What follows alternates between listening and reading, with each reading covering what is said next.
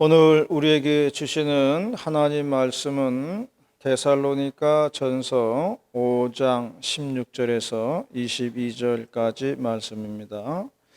신약 성경은 333페이지가 되겠습니다. 데살로니가 전서 5장 16절에서 22절 말씀까지 저하고 여러분이 한 절씩 교독을 하시겠습니다. 항상 기뻐하라. 범사에 감사하라. 이것이 그리스도 예수 안에서 너를 향하신 하나님의 뜻이니라. 예언을 멸시하지 말고 함께 봅니다. 악은 어떤 모양이라도 버리라. 아멘. 지난 주간에는 완도로 체험학습을 간 조윤아 양 가족 때문에 뉴스가 시끌벅적했습니다. 저도 인터넷으로 기사를 읽어봤고요. 그리고 그 기사 밑에 달리는 댓글들도 다 읽어봤습니다. 그런데 반응이 반반이더라고요. 아무리 살림이 어려워도 그렇지 30대 젊은 부부가 무슨 일인들 못하겠냐. 둘이 벌면 넉넉하지 않아도 그래도 살아갈 만한데 애꿎은 애까지 무슨 죄가 있다고 죽일 필요가 있느냐, 그런 이야기가 있고요. 또 반대로 당사자가 되어보지 않고서 모르는 얘기다, 남의 인생 함부로 판단할 수 없다, 오죽하면은 그런 세상했겠냐, 이런 반응도 절반이 되더라고요. 그러니까 죽은 가족들 비난하는 글도 반이고 또 동정하는 사람들도 절반은 되더라고요. 어쨌든 뭐 생각은 다 다르겠습니다만은 제가 볼 때는 저는 그렇게 생각을 해요. 이 사건은 요즘 젊은이들이 가지고 있는 가치관에 경종을 울리는 사건이다, 그렇게 생각을 합니다. 요즘 사람들은요, 빚을 대수롭지 않게 생각을 해요. 빚이라고 하는 것은 쓸 때는 쉽지만은 이게 갚을 때는 이게 짐이 되는 겁니다. 그리고 성실히 일하는 그러한 문화가 아니라 한탕주의가 이게 문제가 되는 거예요. 30대면은 정말 무슨 일이든지 할 수 있는 나이입니다. 열심히 살려고 하면 다 길이 열리는 거지요. 많은 사람들이 어려운 고난 가운데 처했어도 열심히 일해가지고 헤쳐나가는 사람들 많이 있는 것으로 알고 있습니다. 우리가 다 그런 마음을 가지고 살 때에 건강한 사회가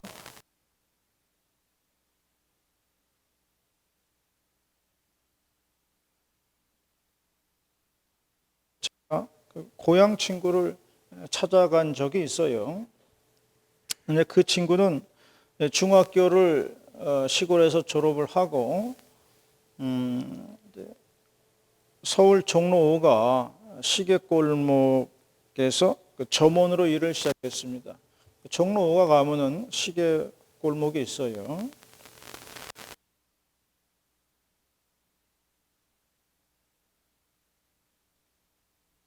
옆에 매장에 있는 아저씨가 그렇게 말하는 거예요. 이 친구 성실하게 열심히 마음 잡고 일했으면은 지금쯤 집을 3채 정도는 장만했을 거다, 그렇게 말씀을 하시더라고요. 그런데 중간에 사기를 당한 거예요. 그래서 그런지 이 친구는 그 사기에 대해서 일가견이 있더라고요. 왜 사기를 당하느냐? 일가견이 있어요. 사람이 사기를 당하는 이유는요, 자신 안에 욕심이 있으면 사기를 당한다는 거예요. 이번에 한번 크게 대박을 터뜨려야 되겠다고 생각하는 순간, 그게 마음에 있으면요, 낚시꾼의 그 낚싯밥에 걸린다는 거예요. 평소에는 말도 안 되는 소리예요. 누가 들어도 아이고 저거 너무 허무맹랑한 소리다 그렇게 들리지요. 그런데 내 안에 욕망이 들어있으면요, 욕심이 들어있으면요, 그 말이 솔깃하게 믿어진다는 겁니다. 그 말이 들어오는 거예요. 그러므로 사기꾼의 말솜씨와 내 안의 욕망이 만나면요, 일이 터지고 마는 거예요. 이게 사기의 핵심입니다. 그러므로 언제나 중요한 것은 열심히 땀 흘려서 일해야 한다는 마음가짐이 중요한 거예요. 땀 흘려 일하며 살자는 마음 자세가 중요한 거예요. 많이 벌지는 못해도 성실하게 땀 흘리며 살려는 그런 마인드, 오늘 사회에는 이게 참 중요하다고 생각을 합니다. 오늘은 맥주 감사 주일입니다. 오늘 주어진 말씀을 통해서 하나님의 뜻을 상고해 보도록 하겠습니다. 먼저 첫 번째로 말씀하는 것은 범사에 감사해야 한다는 것입니다. 18절 말씀 다 같이 봉독하도록 하겠습니다. 18절 말씀입니다. 시작. 이것이 그리스도 예수 안에서 너희를 향하신 하나님의 뜻이니라. 우리가 지금 살고 있는 일상들을 감사해야 한다는 것이에요. 우리가 지금 살고 있는 이 일상들, 사실 감사를 모르고 살고 있어요. 잊어버리고 살고 있죠. 그런데 이 일상이 언제 감사하다고 느껴지냐면은 이 일상이 마치게 되는 시점이 되면요, 그때서야 감사를 알게 된다는 겁니다. 이 일상이 끝난 시점이 오면요, 야, 이게 정말 귀한 일이었구나, 이렇게 안다는 거죠. 여태까지 살아온 일상이 너무나 소중한 것이었구나 하는 것을 그때 깨닫게 된다는 것입니다. 주변의 목사님 아버님이 병원에서 시한부 판정을 받았습니다. 앞으로 사실 수 있는 기간이 6개월이라고 그랬어요. 이때 기분은 정말 당해보지 않은 사람은 정말 이해하기 어려울 겁니다.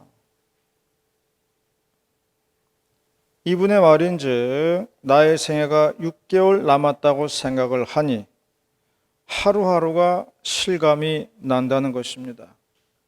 예전에는 그냥 살았어요. 아침에 해 뜨면 일어나고 해 지면 자고 배고프면 밥 먹고 그냥 사는 일상이었어요.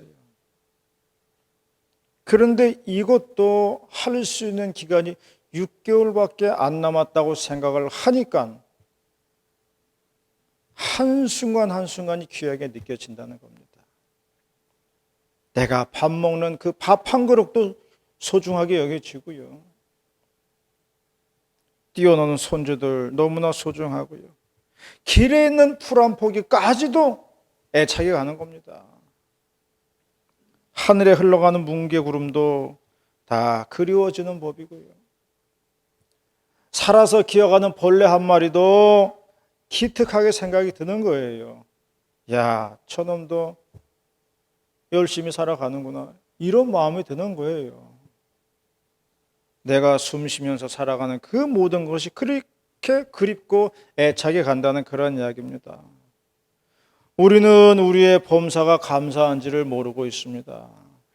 그러나 이 모든 것을 내려놓고 떠날 때가 되면은 다 소중한 것입니다. 그러므로 우리가 살아가는 일상에서 감사를 해야 합니다. 오늘도 살아가는 이 한 시간이 참으로 감사한 시간이지요. 파랑새라는 동화가 있습니다. 벨기에의 작가가 쓴 파랑새라는 동화의 내용은 이렇습니다. 크리스마스 전날 밤에 두 어린 남매가 꿈을 꾸는데요, 꿈속에서 요술쟁이 할머니가 나타나가지고 파랑새를 찾아달라고 합니다. 여기에서 파랑새는 행복을 상징하는 거예요. 행복을 찾아달라는 겁니다. 그래서 두 남매가 파랑새를 찾아가지고 길을 떠나는 겁니다. 행복이 어디 있나 여기저기 돌아다니는 거예요. 그래서 뭐 과거의 여행도 가고 뭐 미래 여행도 가고 두루두루 다니게 되는 겁니다. 그런데 아무 데 가서도 행복을 찾을 수가 없어요. 파랑새를 찾을 수가 없는 겁니다. 그러다가 지쳐가지고 자기 집에 돌아왔는데 집 문에 매달린 새 장 안에 파랑새가 있더라는 거예요. 그러므로 이 파랑새는 멀리 있는 것이 아니고 나의 가까이에 있다는 겁니다.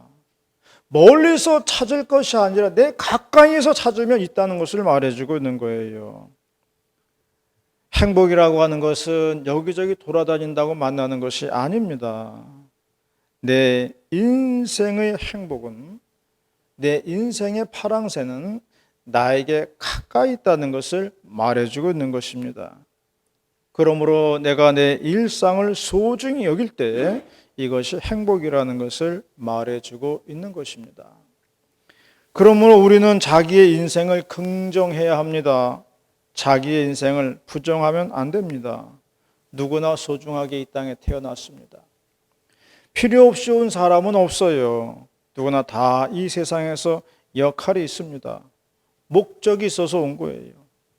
이러한 마음으로 살아가면 내 인생에 자부심을 가지게 되는 것입니다. 이것이 행복인 줄로 믿으시기를 바랍니다. 하나님은 우리의 범사가 잘 되기를 원하십니다.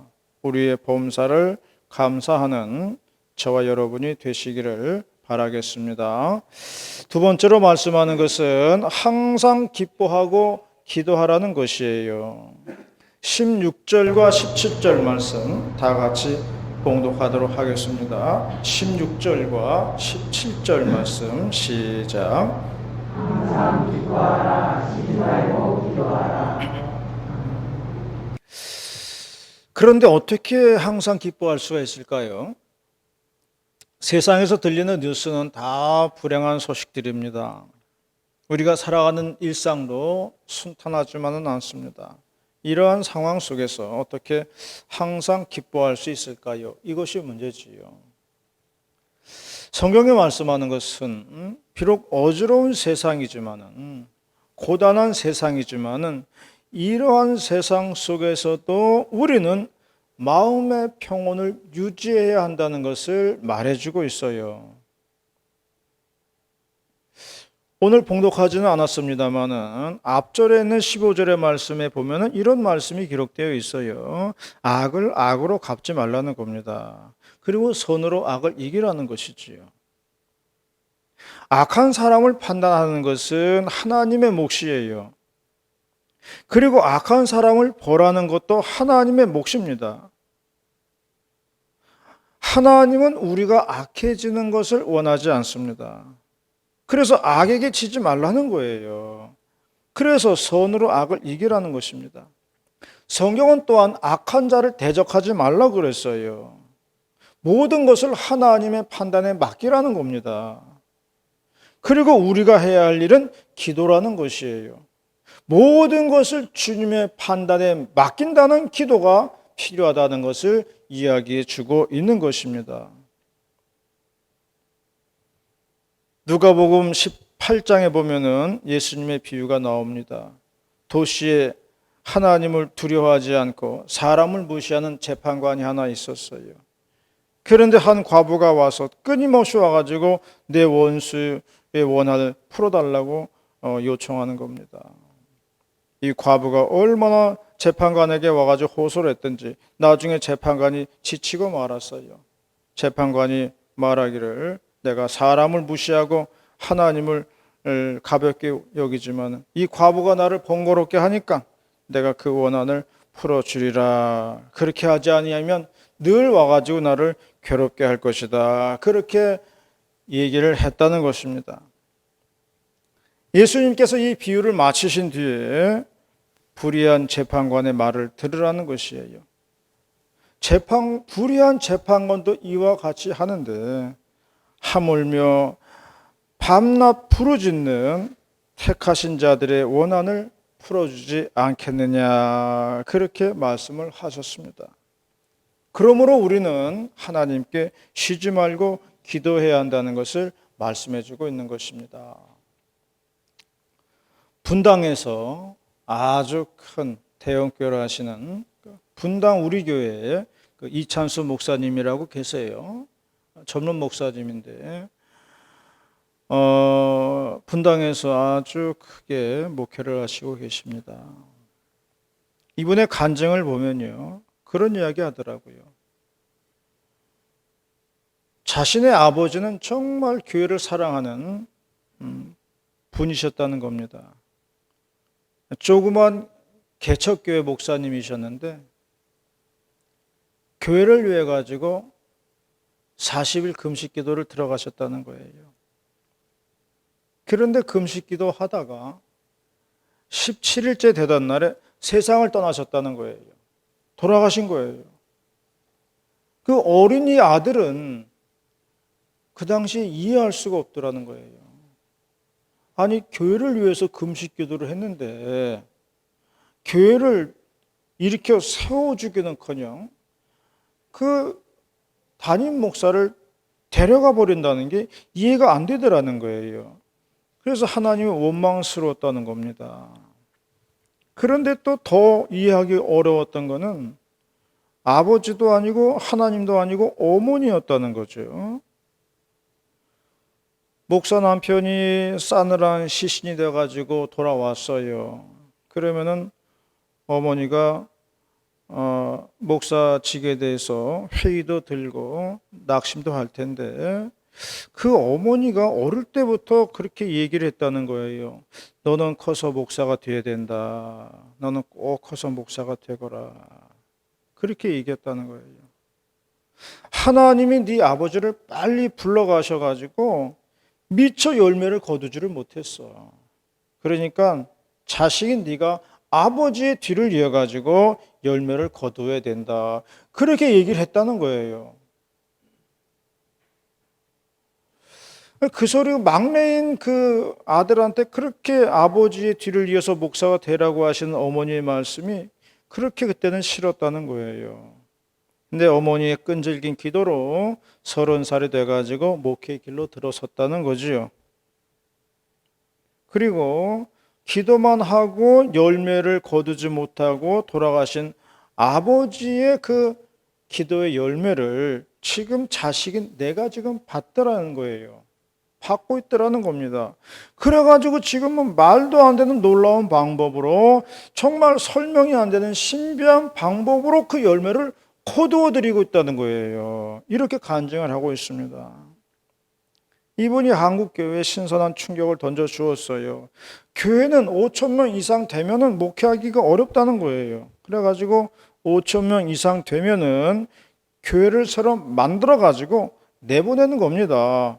부목사 하나 딸려가지고 교회를 하나 만들어서 내보내는 거예요. 이것이 한국교회에 신선한 충격을 주었습니다. 그래서 교회를 그런 식으로 해가지고 몇 개를 만들었다는 그런 이야기입니다. 그러므로 우리는 우리의 관점을 내려놔야 돼요. 내 관점을 내려놓으면요, 하나님의 뜻과 섭리가 보이는 거예요. 나를 내려놓으면 하나님의 손길이 느껴지는 겁니다. 그리고 오랜 시간이 지나서 돌아보면은 모든 게 다 하나님이 옳으셨구나, 하나님이 옳았다, 그렇게 인정할 때가 있다는 겁니다. 기도에는 부도수표가 없습니다. 사람은 약속을 안 지키지만은 하나님은 약속을 안 지킨 분이 저기 한 번도 없습니다. 오늘 아침도 대문 열고 나가니까 밝은 태양이 떠올라 있더라고요. 환하게 태양이 떠오르더라고요. 그런 생각 들었어요. 하나님은 한 번도 약속을 어긴 적이 없구나. 아침 되면은 반드시 해가 뜨게 하는구나. 해가 안 뜬 적은 없더라고요. 하나님은 한 번도 어기신 적이 없구나. 그 생각이 들더라고요.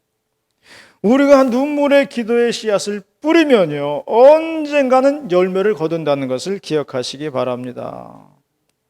그래서 성경은 말씀했습니다. 괴로울 땐 기도하고 기쁠 땐 찬송해라 그랬어요. 세상을 살다 보면은 기쁠 때도 있고 슬플 때도 있는 겁니다. 그러나 하나님 아버지를 신실하게 믿는다면은 절망과 낙심이 아니라 희망과 기쁨이 있다는 것을 믿으시기를 바랍니다. 성경은 말씀했습니다. 항상 기뻐해라. 그리고 쉬지 말고 기도해라. 우리 인생의 희노애락의 여정 속에서도 찬송과 기도를 쉬지 않는 저와 여러분이 되시기를 바라겠습니다. 마지막으로 말씀하는 것은 감사하는 것이 하나님의 뜻이라고 말씀하고 있는 거예요. 여러분, 감사는 어디서 나오냐면은 감사는 믿음에서 나오는 거예요. 감사는 입에서 나오는 게 아니라 감사는 믿음에서 나오는 겁니다. 믿음이 없으면 원망이 나와요. 그런데 하나님에 대한 신실한 믿음이 감사를 만들어내는 거예요. 왜냐하면 모든 걸 하나님의 뜻으로 받아들이기 때문에 그래요. 들판에 5천 명의 군중이 모였을 때에 예수님의 손에 들려진 것은 오병이어였습니다.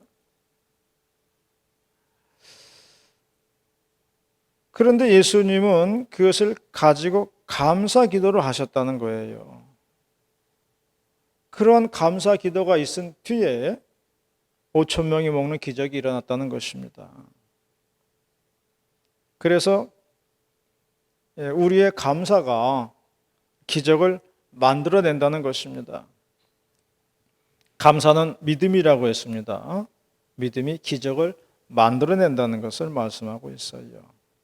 오늘 맥주 감사절인데요. 우리들에게 어떠한 감사 내용이 있을까 생각을 보았습니다. 어떤 분이 자신의 감사의 내용을 나열해 보았습니다. 그랬더니 이런 감사가 있더라는 것이지요. 첫 번째로는 내가 이 세상에 존재한다는 것을 감사해야 된다는 겁니다. 세상에 존재하지 않으면 감사하고 불평이가 없겠지만 내가 이 세상에 살아 숨쉰다는 것만으로도 감사할 수 있다는 겁니다. 가정을 주신 것에 감사한다는 거예요. 세상에 태어났을 때는 다 빈손으로 왔습니다만 남편도 생겼고 아내도 생겼고 자식도 생겼습니다. 이 땅에서 내가 받은 선물이라는 거지요. 이걸 감사해야 된다는 거지요.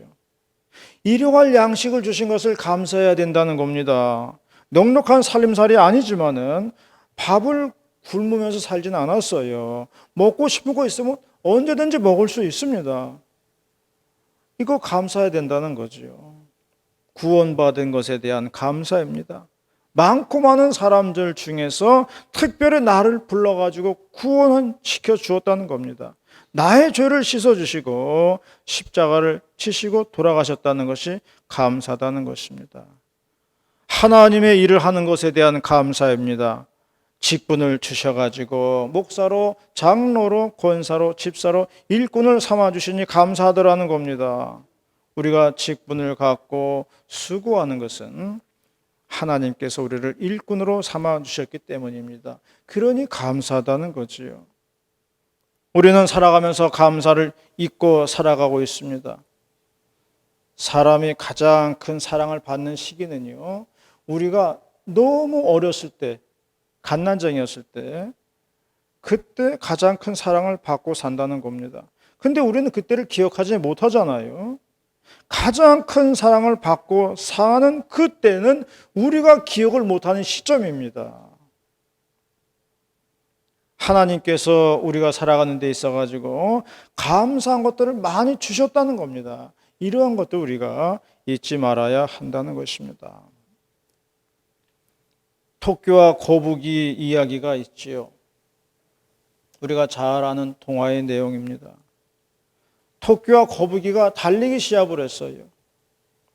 토끼가 중간에서 잠을 자는 바람에 거북이가 이겼다는 얘기입니다. 그런데 이 편이 있습니다. 이번에는 토끼가 거북이를 이기기 위해서 열심히 노력했어요. 토끼가 지난번 경기를 분석을 해보니까 자기가 중간에 잠을 잤기 때문에 그런 거였어요. 잠을 안 자면 이길 수가 있었는데 잠을 자가지고 진 거예요. 그래서 이번에는 중간에 잠을 자지 않을 것이다. 굳게 마음을 먹었어요. 그래서 토끼가 경기에 들어가기에 앞서서 잠을 쫓는, 잠을 안 자게 하는 그런 드링크 제품을 한 병 마셨습니다. 토끼가 드링크 제품을 한 잔 마시고 한 병 마시고 달리니까 정말 잠이 안 오는 거예요. 그래가지고 중간에 자지도 않고 달려가지고 결승선에 골인을 하였습니다. 토끼가 좋아서만 펄쩍펄쩍 뛰었죠. 이겼다고, 드디어 이겼다고. 한참 지나고 나가지고 거북이가 들어왔습니다. 거북이가 들어오더니 자기가 이겼다고 우기는 거예요.